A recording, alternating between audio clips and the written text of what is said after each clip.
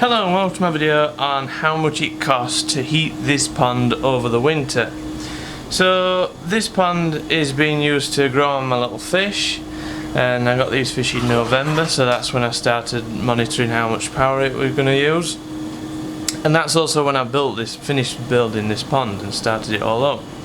So this pond is actually incredibly well insulated, and it's not really a real world scenario for your standard outdoor pond. It is 1,000 gallons, so it's pretty decent size, but obviously an outdoor pond might be a lot bigger than that. We've also got, a slight indoor aspect to it, and I covered it up with polycarbonate sheets over the winter. So this might be more realistic figures for you if you only want to keep your outdoor pond at about 13 degrees over the winter. This might be sort of what you'd expect in a standard pond, whereas I kept such a small amount of electric consumption at 23 degrees, just specifically because it's that well insulated. There's no wind chill on it and all that sort of thing. But obviously different ponds are going to experience different sort of things.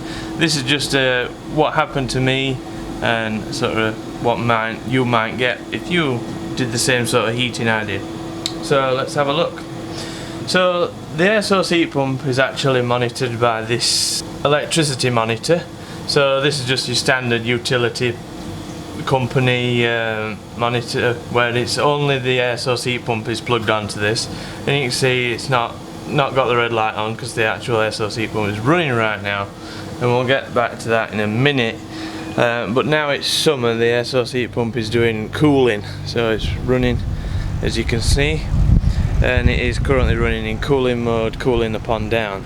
The pond's current temperature is about 24 degrees, it's 24 and a half, you see, so it'll come on and drop it that half a degree down. So I've been using a bit of electricity this month specifically because it's cooling the pond rather than heating. So let's get into how much it actually costs to heat the pond. So the table you can see on the screen right now is a table that I made writing down the numbers from that meter on the 1st of every month, or attempted to be the 1st of every month anyway. So what does this table show? Well, the first column is the date that I took the meter reading, the second one is the actual meter reading itself, the third one is the amount of kilowatts used that month, and the fourth one is the cost that my electricity company would have charged me for that electricity that heater used. So the cost may vary slightly depending on your area or the deal that you got at the time versus what I pay for electricity. So the meter and the pond was installed on the 4th of November 2016, and that's why that bit is 0 right there. On the 5th of November the fish were put in at 16 degrees Celsius. So throughout November we started at 16 degrees and ended November at 20 degrees Celsius. So November cost me £7.14. And then we've got December. So throughout December I only heated the pond from 20 degrees to 23 degrees. And that is why the pond throughout December actually used less power than it did through November, because we weren't actually heating the pond as much or as dramatically. Also, I probably put the heater on a more of a sunnier day and raised the temperature on a sunnier day, which again would use a little bit less power. So we actually managed to use slightly less power in December because the pond wasn't doing so much direct heating of the pond rather than just keeping its temperature. So then we've got January. Throughout January I used £11.55 with electric, which was one of the higher months. January and February. February used £12 to keep it at 23. We stayed at 23 through January, February. And then on to March, we've got £7.23 I used in March. So we're seeing a drop in now. Obviously the days are getting longer, we're getting more heat and stuff like that. So it didn't need to be on as long heating. So it only used £7.23 in March. Then we've got April. April used £3.49, so April was a really good month.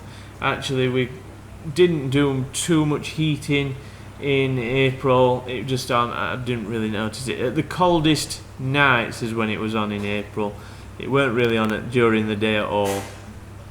And then we've got the last month, which was May. So May cost me £2.74, and it didn't do any heating in May. It was only set on cooling only. So to cool the pond in May cost me £2.74. And what I'm going to see in June is I'm going to probably see it be more than that. It's probably going to come up to £3 or £4 for June. Hopefully no more than that, because it seems to be cooling a lot now. So we're going to see another spike throughout the summer as I'm using the heater for cooling.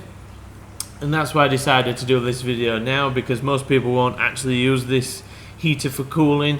I have to use it for cooling because the pond's not very big and it's getting a lot of direct sunlight and stuff like that, and I haven't yet got around to sort of shading it or like that, which I will be doing very shortly, to hopefully bring down the cooling costs.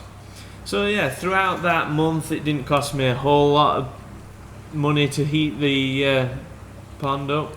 So the total combined heating cost through this year was about £48.24. So not bad really, not a huge amount. If I had used a direct inline heater, I would imagine it'd be about 4 times that, maybe £200 plus. And this is where the air source heat pump pays for itself. Obviously a direct inline heater couldn't do cooling, so I'd be having a major problem with that right now. And overall I'm really pleased with it. Obviously I've been keeping this pond really warm, so that's just great. Thank you for watching this video, and if you liked it then please like it. If you want to see more videos like this and fishing related videos then please feel free to subscribe, and I shall see you in the next video.